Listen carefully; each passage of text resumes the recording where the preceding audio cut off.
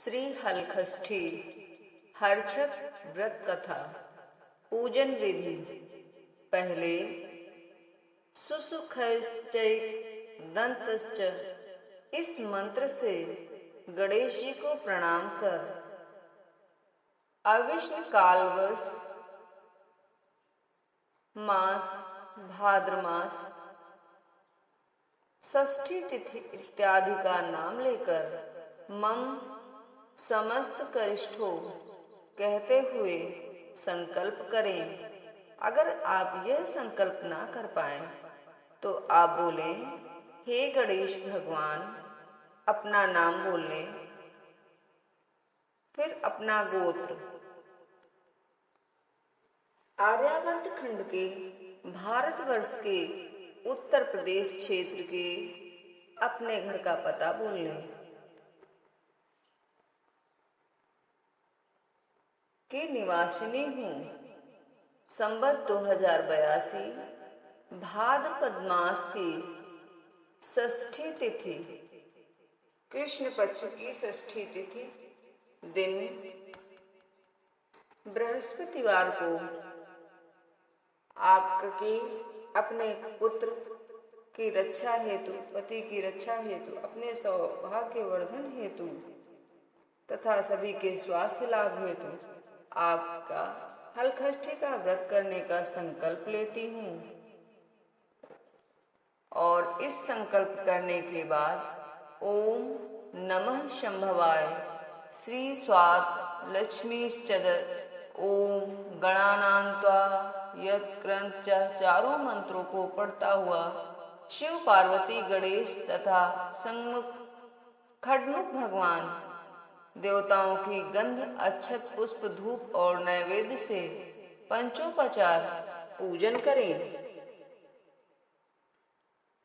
इसके बाद हलखष्ठी व्रत कथा का श्रवण अवश्य करें। हलखष्ठी व्रत कथा प्रारंभ।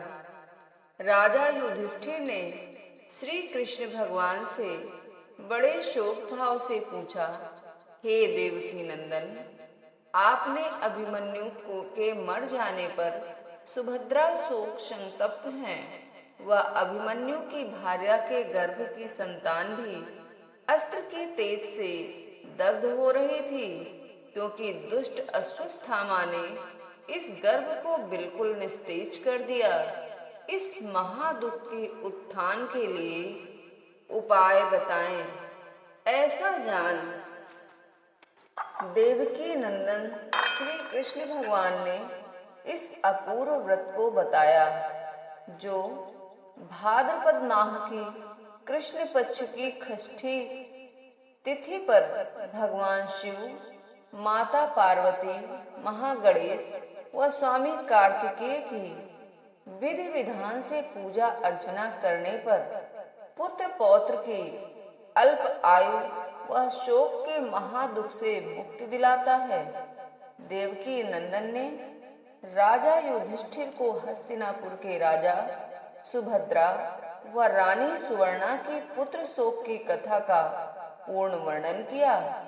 हलखष्ठी व्रत महिमा जानने पर श्रेष्ठ राजा युधिष्ठिर ने इस व्रत को अपनी पौत्र वधू उत्तरा से कराया, जिससे अश्वत्थामा द्वारा नष्ट हुआ उसका गर्भ रक्षित हुआ।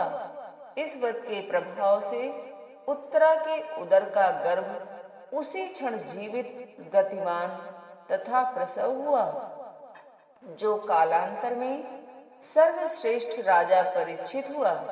श्री कृष्ण तथा युधिष्ठिर के संवाद में कुशपलाश नाम की हलखष्ठी व्रत की कथा समाप्त हुई। जय हर्षद मैया, जय श्री गणेश भगवान, जय माता पार्वती, जय शंकर भोले बाबा, जय कार्तिकेय भगवान। जैसे आपने उत्तरा के गर्भ की रक्षा करी, उनके पुत्र की रक्षा करी, वैसे हमारे भी पुत्र और पत्रों की रक्षा करें तथा शतायु हो। जय माता की।